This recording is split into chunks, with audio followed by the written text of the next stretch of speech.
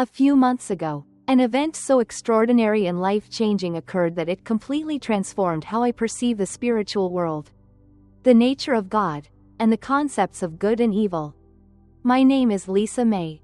I'm 28 years old, a trauma nurse working in the high-pressure environment of a busy emergency room in New York City. I've been married to John, my supportive husband, for several years, and we share a beautiful 5-year-old daughter named Anna. It was a Friday night, and the ER was at full capacity, buzzing with urgency. A devastating multi-car accident on the freeway had sent a stream of critically injured patients our way, as the medical team worked tirelessly to stabilize those fighting for their lives. Chaos filled every corner of the room. I was assisting a gravely ill patient when I heard the call for another ambulance arriving with a new emergency. Without hesitation, I rushed to help. In my haste, I didn't notice the pool of blood on the floor. I slipped and fell backward, my head colliding with the sharp corner of a metal supply cart. The searing pain was immediate and overwhelming. The last thing I remember before losing consciousness was the panicked expressions of my coworkers. I later learned that I had suffered a severe traumatic brain injury. The impact caused my brain to swell dangerously, necessitating emergency surgery to relieve the pressure. During the operation, my heart stopped for several minutes before the doctors managed to restart it. But in those moments when my heart was still, something profound and unexplainable happened. If you believe in God and near-death experiences, subscribe to Life at NDE today. Discover inspiring messages from God through powerful near-death stories that bring hope and understanding. Hit subscribe now and join us in spreading the light of faith. The first sensation I recall was an all-encompassing sense of peace. It was as though the noise, pain, and frantic energy of the ER had been completely erased. For the first time in my life, I felt utterly calm and weightless, unburdened by fear or worry. As I tried to understand where I was, I noticed that this peace wasn't just an absence of pain, it was something much greater. It was as though I was surrounded by love, a presence that felt comforting and eternal. I didn't see walls, people, or the hospital around me anymore. Instead, I felt like I had entered a place beyond anything I could imagine. And what followed was an experience that would forever change my view of life, death, and everything in between. I felt as though I was floating on air, weightless and free. I was in a place of unimaginable beauty and light, unlike anything I had ever known. Everything around me radiated a sense of love and peace that words cannot fully capture. In the distance, I saw a bright light that drew me in. It was brighter than the sun but not harsh or blinding. Instead, it emitted warmth and comfort, inviting me closer. As I looked around, I noticed a figure moving toward me. At first, it was just a silhouette, but as it drew nearer, I realized it was Jesus. I know how impossible that might sound, but there was no doubt in my heart about who he was. His presence radiated love, wisdom, and peace in a way that felt beyond human comprehension.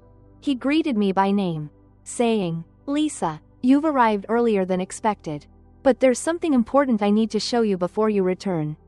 I was overwhelmed by his presence, but I managed to ask, "Am I not staying?" With a gentle smile, Jesus replied, "Not yet, Isabella. Your work on earth is not finished. What I'm about to show you will help you understand the true nature of the battle you're part of." Suddenly, the scene around us shifted. The peaceful light gave way to a place so breathtaking that words could never do it justice. I realized we were in heaven, but it was far more magnificent than anything I could have imagined. Everything shimmered with an otherworldly brilliance, and the air seemed alive with music. It wasn't just ordinary music, it was as if joy and love had been transformed into sound, resonating in perfect harmony. Jesus pointed toward one angel in particular. It was more radiant than the others, its light shining with an intensity that was almost overwhelming. The angel's voice led the heavenly choir, creating a harmony so exquisite that it felt like my very soul was being lifted. Every note carried a sense of profound joy and unity, filling me with a sense of belonging and purpose. It was in this moment that I began to grasp the vastness and beauty of what lies beyond our earthly existence. And I knew that what I was experiencing would change my life forever. Jesus turned to me and said, "This is Lucifer as he once was. Watch closely, for few have ever seen what you are about to witness. I saw a being of unimaginable beauty, adorned with what looked like emeralds, rubies, and diamonds, reflecting dazzling light. His enormous wings shimmered with every color, and his presence radiated charisma, drawing all attention to him. When Lucifer sang, heaven itself seemed to tremble with the power of his voice. Jesus explained, Lucifer was the highest of angels, the seal of perfection, full of wisdom and beauty. It was hard to imagine how such a magnificent being could fall. Jesus showed me the subtle beginning of his pride. Lucifer admired his reflection in the golden streets of heaven, comparing himself to other angels. His thoughts were clear. Why should I bow to anyone? I am the most beautiful and talented. I deserve to be worshipped. Pride, Jesus said, is the root of all sin. It transforms love into selfishness and gratitude into entitlement. As I watched, I understood how this gradual shift turned Lucifer's heart away from God, setting the stage for rebellion and the devastating consequences that followed. Lucifer's pride soon manifested in his actions. He began performing his songs and movements with exaggerated flair, as if seeking applause rather than leading worship. I saw him whispering to other angels, sowing seeds of doubt. He's telling them that God is withholding something from them. Jesus explained, Lucifer's words were tempting. Don't you think we deserve more? We are powerful and beautiful. Why should we worship God? Why can't we be gods ourselves? I watched as confusion and doubt rippled through the angelic host, spreading like a wave across heaven. Some angels stood firm, unwavering in their devotion to God, their loyalty shining brightly even amidst the growing uncertainty. But others, captivated by Lucifer's seductive vision of equality with God, began to falter. His influence was undeniable, and I could feel the heartbreak of heaven as this once perfect creation began to spread corruption among those who had once known only light and love. Lucifer's charisma was astonishing. Jesus explained to me that free will is a double-edged sword, capable of fostering love and devotion but also leading to rejection and rebellion. Watching Lucifer wield his influence was both shocking and unsettling. He used his gifts of beauty and intelligence to manipulate, asking questions that seemed innocent on the surface but were carefully crafted to sow dissatisfaction and doubt. Have you ever wondered why God keeps the tree of knowledge for himself? He would ask. Don't we deserve that knowledge too? Or, why should we bow to humans?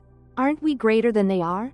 These questions resonated with many, planting seeds of pride and envy among the angels who had never before questioned their Creator. One of the most profound moments of this vision was seeing God's sadness. Jesus revealed to me that God's heart was breaking, not out of anger, but because of his immense love for Lucifer and all the angels. God had given them free will because true love cannot exist without choice. Even in heaven, every being had the freedom to choose whether to love and obey God, or to reject him. I saw God reaching out to Lucifer time and time again, offering him opportunities to turn back, to abandon the path of rebellion. Each time, Lucifer's pride grew stronger, hardening his resolve and blinding him to the love that still surrounded him. It was devastating to witness the refusal of so many chances to reconcile. And I could sense the sorrow that filled heaven with every passing moment. As Lucifer's pride deepened, so did his influence. About a third of the angels began to follow him, their loyalty shifting under the weight of his persuasive words. I watched as he, surrounded by his followers, stood boldly before God's throne and declared, I will ascend above the tops of the clouds. I will make myself the Most High. The moment those words were spoken, everything changed. The brilliant light that had once radiated from Lucifer dimmed visibly, and I saw darkness creeping into his being, consuming the purity that had once defined him. His beauty and radiance began to fade, replaced by shadows and a growing emptiness. Then, in a sudden flash of light, the archangel Michael appeared, flanked by a legion of loyal angels. Their presence was a stark contrast to the growing darkness around Lucifer and his followers. Jesus said, Now there is war in heaven. The battle that followed was unlike anything I could have imagined. It wasn't fought with swords or physical weapons but with streams of radiant light clashing against encroaching darkness. The loyal angels, led by Michael, stood firm, their light shining brightly as they pushed back the darkness of rebellion. Lucifer and his followers fought fiercely, their forms twisting further with every act of defiance. It was deeply heartbreaking to witness how far Lucifer had fallen and how his rebellion had corrupted not only himself but also the angels who chose to follow him. Once a being of unparalleled beauty and brilliance, he was now consumed by darkness. His light diminished and his purpose twisted. The harmony and peace of heaven, once unshakable, were marred by the chaos of his defiance. The rebellion spread like a shadow, tainting the perfection of God's creation and breaking the hearts of those who remained faithful. Yet, amidst the turmoil, there was hope. The steadfast loyalty of Michael and the faithful angels stood as a beacon of love and devotion. Their light shone even brighter in the face of darkness, a testament to the enduring power of those who remained aligned with God's truth. They fought not with anger or vengeance but with unwavering commitment to what was right, pushing back the darkness with their light. Their unity and faithfulness demonstrated that no matter how strong evil may appear, it cannot overcome those who stand firmly in God's love. This vision was a sobering reminder of the devastating consequences of pride. It showed how a single seed of arrogance, left unchecked, could lead to unimaginable destruction. Lucifer's fall was not sudden but gradual, a series of choices that turned him further and further away from love and toward self-centeredness. His rebellion revealed the immense responsibility that comes with free will, a gift from God that allows for true love and devotion but also carries the risk of rejection and rebellion. Even in the face of such devastation, the vision also revealed an unshakable truth: those who stand with God carry a light that cannot be extinguished. This light, rooted in love, humility, and faith, is stronger than any darkness. The loyalty and courage of Michael and the faithful angels illustrated this perfectly. Their steadfastness reminded me that, even in our darkest moments, we have the power to resist evil and shine God's light into the world. This vision taught me that free will is not just a gift but a sacred responsibility. Every choice we make has profound consequences, not just for ourselves but for those around us and for the spiritual reality we are all part of. It reminded me of the importance of humility, gratitude, and love in keeping us aligned with God's will. Lucifer's fall was a cautionary tale, but the faithfulness of the loyal angels offered hope, showing that love and devotion are more powerful than any force of rebellion. Even in the midst of chaos, the light of God's love endures. It is a light that can guide us, strengthen us, and ultimately triumph over any darkness we face. This truth is a reminder that, no matter how great the challenge, standing with God ensures that His light within us will never fade. The battle that unfolded before me was unlike anything I could have ever envisioned. There were no swords or shields, no weapons of physical destruction. Instead, streams of pure, radiant light collided with waves of encroaching darkness. Each clash sent ripples of energy across the expanse of heaven, shaking its very foundations. Michael, the archangel, led the loyal angels with unwavering determination, their brilliance standing as a stark contrast to the consuming shadows of Lucifer and his followers. What struck me most was not just the intensity of the conflict but the transformation of the rebellious angels. Their once glorious forms, radiant and majestic, began to distort and twist as they fought against God's will. The light that had once defined them dimmed, consumed by the very darkness they had embraced. The beauty that had once been their hallmark was replaced by corruption. Their essence eroded with each act of rebellion. Eventually, Lucifer and his followers were driven to the very edge of heaven. In a moment that will remain etched in my memory forever, they were cast out, falling like stars torn from the sky. Their descent was both tragic and terrifying, a visual reminder of the ultimate cost of free will. Jesus explained to me that this was the price of the gift of free will. God, in His infinite wisdom and love, desired a genuine relationship with His creation, one rooted in authenticity, not coercion. He gave every being, including Lucifer, the freedom to choose. Yet, with that freedom came the potential for rejection, rebellion, and even the existence of evil. The lesson was profound. Love cannot be forced. It must always be a choice freely made. Jesus told me that when our Father gave the gift of free will, He fully understood the immense cost it would entail. He knew it would lead to unimaginable pain, including the ultimate sacrifice of his own son. Yet, he also knew that the love born from free choice would outweigh the suffering. This understanding was one of the most awe-inspiring revelations of my vision. Jesus helped me grasp that God's plan is far greater and more beautiful than simply eradicating evil. He allowed the rebellion to occur not because he was powerless to stop it, but because it served a higher purpose. Through this struggle, God is transforming creation, bringing about a greater good that could not have existed otherwise. I saw glimpses of this plan unfolding across history. I witnessed how God is using this battle with evil to reshape the very fabric of existence. To elevate humanity into something extraordinary. The ultimate goal isn't merely to defeat Satan, it's to raise beings who have faced the darkness, understood its cost, and chosen love freely and fully. Jesus revealed that humans, through their struggles and choices, have the unique opportunity to grow into something even angels cannot fully comprehend. He described our lives on earth as a crucible, a place of refinement where every decision and every challenge molds us into beings more like Christ. It's through this process of facing adversity, choosing humility over pride, and embracing love over selfishness that we fulfill our divine potential. The rebellion was not an end but a catalyst for something greater.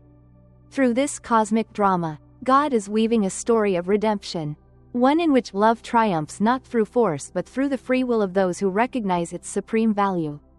The struggle we face on earth, though painful, is part of this larger, more beautiful plan, designed to bring creation into perfect harmony with its creator. I also came to understand why God doesn't eliminate evil immediately. He is playing the long game, so to speak. The goal is not just to destroy evil but to create beings who have faced its emptiness and chosen love freely and fully. This perspective helped me grasp the deeper meaning of life's struggles and the choices we make. The concept of hell was one of the hardest aspects of my vision to accept. Jesus showed me that hell isn't so much a place God sends people to but a state of being that arises from rejecting love and choosing self-centeredness. I saw how Lucifer's decision to reject God led to his own self-imposed exile. The darkness that consumed him wasn't inflicted by God. It was the natural consequence of turning away from the source of all light and love. Jesus explained, "What you call hell is the final, permanent state of those who, like Lucifer, choose self-love over love for others. It isn't punishment from God but the inevitable result of their choices." When I asked if Lucifer or the fallen angels could ever be saved, Jesus gave me a complicated answer. He showed me that God's love is eternal, and the offer of salvation remains open. However, angels are different from humans. Once they make a choice, it is final in a way that human decisions are not. Their nature makes their rejection of God a permanent and self-chosen path. This revelation helped me see the immense value of our free will and the significance of every choice we make. It is through these choices that we define who we are and draw closer to the love that created us. Jesus explained that angels, including Lucifer, made their choices with full knowledge of the consequences. Unlike humans, they weren't misled or acting out of ignorance. Their rejection of love was absolute, a deliberate decision that, by their nature, couldn't be undone. In contrast, as long as we live, we always have the opportunity for redemption and transformation. Jesus revealed that every person's life is a series of choices, each leading either toward or away from love. The final judgment is not a dramatic courtroom scene but rather the unveiling of the choices we've been making all along. This insight was both comforting and sobering. While the path to love seems simple, resisting temptation and avoiding the traps of pride can be challenging. Jesus emphasized the importance of humility, warning that pride was what led to Lucifer's downfall and remains one of his most effective weapons against humanity. He taught me that true humility doesn't mean thinking less of myself but recognizing my dependence on God and my connection to others. It's about gratitude for what we have rather than resentment over what we lack. Love, Jesus said, is the antidote to pride. When we focus on loving God and others, we become less self-centered and more aligned with our true purpose. During our time together, Jesus showed me how even small acts of love, helping someone in need, forgiving a wrong, or showing kindness, strengthen our bond with God and diminish the influence of darkness in our lives. These simple gestures carry immense spiritual power. rippling outward in ways we may not fully understand. As our time drew to a close, Jesus told me it was time to return. His words stayed with me. Every act of humility, gratitude, and love brings us closer to God, reinforcing the light within us and helping to overcome the forces of darkness. I knew that this experience would change the way I lived my life, giving me a renewed focus on what truly matters: choosing love, resisting pride, and walking humbly with God. Jesus told me to remember what I had seen and share it with others to help them understand the spiritual world and the dangers of pride. He placed his hand on my forehead, and I felt an overwhelming wave of love and peace wash over me. The next thing I knew, I was back in my body, gasping for air as the surgical team worked frantically around me. Though I've always considered myself a Christian, my faith has become deeper and more real since this experience. I now understand that every thought and choice we make is part of a greater spiritual reality. I'm more aware of my own pride, when I feel superior to others or believe I deserve special treatment. I remember Lucifer's fall and how pride corrupted even the most perfect angel. Jesus emphasized the importance of love and humility. Pride is the root of all sin, but love builds connections, strands of light that strengthen our bond with God and with one another. I strive to foster these connections through acts of kindness, prayer, and reaching out to others. Seeing Lucifer's fall gave me insight into Satan's methods. He rarely appears as overtly evil. Instead, he uses subtle lies, doubts, and temptations to draw people away from God. In heaven, he worked patiently, sowing dissatisfaction and mistrust among the angels. Over time, his angelic beauty burned away, revealing the dark creature he had become. Jesus told me, "I showed you this so you can understand the true nature of evil." Satan was not created evil, he chose pride over love. Free will is powerful. It allows even the most perfect beings to make the wrong choice. This is why faith, humility, and love are so essential. He then led me to what appeared to be the edge of heaven, where I could see earth below. Thin lines of light connected people to heaven and to each other. Jesus showed me how Lucifer's rebellion had spread darkness across the world, with tendrils of shadow attempting to attach to people through doubt, temptation, and fear. Yet, amidst this darkness, strands of light shone brightly. Jesus explained, "These strands are formed through love. Every act of kindness, prayer, and worship strengthens them. Darkness cannot penetrate where love prevails." I realized that spiritual warfare is not about grand battles but daily choices, to align with God's love or fall into selfishness and pride. Humility, love, and prayer are our greatest defenses. Through them, we strengthen our connection to God and create light that the darkness cannot overcome. The loyalty and humility of the angels who remained faithful to God during Lucifer's rebellion was deeply inspiring. While Lucifer and his followers turned inward, consumed by pride and self-interest, the loyal angels stayed focused on their Creator, drawing strength and purpose from Him. Jesus explained that these angels embody true humility, understanding that their beauty, power, and gifts are not their own achievements but blessings from God. When Lucifer tried to tempt them with promises of greater power or knowledge, they rejected his offers with gratitude for what they already had. Their unwavering devotion to God and their selfless love for one another shielded them from Lucifer's manipulations.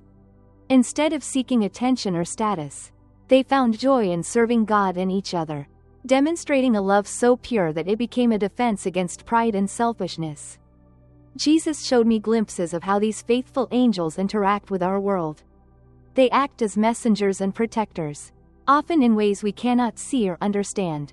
I watched as they strengthened the strands of light that connect people to God and to one another. What struck me most was their love for humanity. Despite being far more powerful and wise than us, they neither looked down on us nor hurried our progress. They celebrated even the smallest steps of spiritual growth, respecting each person's unique journey and the importance of free will. Seeing the effects of Lucifer's rebellion broke my heart. Jesus revealed how this act of defiance sent ripples through all of creation, bringing decay and death to a world once filled with only life and growth. Sin didn't just affect human hearts, it altered the very fabric of existence. Natural disasters, predatory instincts in animals, and the struggles of the physical world all trace back to this rebellion. Yet, even in this brokenness, Jesus showed me hope. I saw how creation itself longs for redemption. Acts of love and obedience to God don't just push back the darkness in human hearts. They have the power to restore harmony in the world around us. Jesus explained that Satan, despite his cunning, is a created being, not an equal opposite to God. He can deceive, tempt, and manipulate, but he cannot force anyone to sin. The power of choice remains with us. Jesus showed me how Satan and his fallen angels, now demons, twist the truth, making bad things seem good and good things seem bad. They sow pride, anger, and division, aiming to pull people away from God and each other. I witnessed moments in human history when greed, pride, and the thirst for power led to unspeakable horrors. But alongside these, I also saw acts of love, sacrifice, and faith fighting back against the darkness. Jesus emphasized that the battle that began in heaven continues on earth, not with swords and armies but in the hearts and minds of all people. Every choice we make, every act of love or selfishness, is part of this ongoing struggle. Through humility, love, and faith, we can align ourselves with God's light, pushing back the darkness and strengthening the bonds that connect us to Him and to one another. Jesus offered me glimpses of the future, but he was clear that these were not fixed events. The future, he explained, is shaped by the collective choices humanity makes in response to God's love. The ultimate goal of history is for all things to be reconciled with God. But the journey to that end can take many forms. It could unfold slowly and peacefully, marked by acts of love and compassion, or it could be turbulent and painful, driven by fear, pride, and rejection. The outcome, however, is certain. Love will ultimately triumph. You can be sure that love will win in the end, Jesus told me, but the path depends on your free will. Each act of love brings the day of renewal closer. The glimpses of the future he shared were unlike anything I had imagined. They were not physical scenes, like watching a movie, but more like profound understandings, mental and spiritual impressions that transcended words. I experienced Christ's return not as a single, dramatic event but as an unveiling of reality. It was as though the veil separating the physical and spiritual worlds was lifted, and everyone could see the true nature of existence. The spiritual realm became visible, revealing the interconnectedness of all things and the ultimate truth of God's love. In this moment, judgment wasn't like a trial in a courtroom. There were no accusations or defenses, no external decisions being handed down. Instead, it was a final unveiling of each person's true essence, shaped by the choices they had made throughout their lives. Those who had chosen love and fostered connection with others naturally gravitated toward God's light, drawn by its beauty and warmth. Meanwhile, those who had embraced selfishness and turned away from love found the brightness of divine love unbearable. Not because they were rejected but because they could not accept it. Judgment is not something I impose, Jesus explained. It is the ultimate result of the choices people make, to accept love or to reject it. I learned that true, humble love is the most powerful force in the universe. It is the thread that binds all creation together and gives life its deepest meaning. Lucifer fell because he turned away from love and toward himself, consumed by pride and self-interest. Yet, we rise when we turn toward love and away from selfishness, embracing humility and selflessness. Every choice we make matters. Jesus showed me that even the smallest decisions, to be kind, to forgive, to show patience, are part of a much larger plan. We don't have to accomplish grand, world-changing feats to play our role in God's design. Instead, it's in the small, everyday moments where we choose love over anger, generosity over greed, and humility over pride that we align ourselves with His will. One of the most profound lessons I learned is that no matter how bleak or hopeless things may appear, love will always prevail. This victory will not come through force or coercion but through the free choices of those who understand and embrace love's supreme value. Every act of love we choose, no matter how small it may seem, strengthens the light in the world. These acts weave threads of connection and hope into the great tapestry of creation. I saw how these threads of love counteract the darkness that tries to spread. While evil seeks to divide and destroy, love binds and builds. Each strand of light, created by acts of love and faith, brings us closer to the ultimate renewal of all things. Jesus showed me that the tapestry is incomplete but growing, and with every choice to love, we participate in its creation. The day when all things will be made new is not only certain but also glorious beyond comprehension. However, the timing and the path to that renewal depend on the choices humanity makes in the present. Jesus emphasized that the gift of free will is both a profound responsibility and an incredible opportunity. Each decision we make, every act of kindness, every moment of forgiveness, every choice to love rather than hate, moves us closer to the fulfillment of God's ultimate plan for creation.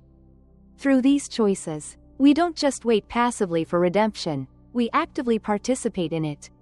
Jesus explained that every loving act strengthens the bonds of light connecting us to God and to one another. Weaving threads into the great tapestry of His design, we become co-creators in this divine story, shaping a future where love, humility, and unity triumph over darkness, pride, and division. This role is not reserved for grand gestures but is built through the small, everyday acts that align our hearts with God's purpose. Jesus reminded me that even the simplest expressions of love ripple outward, contributing to a greater good that we cannot fully see.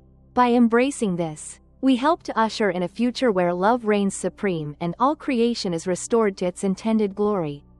Do you have thoughts and experiences similar to mine? If so, please share them with me.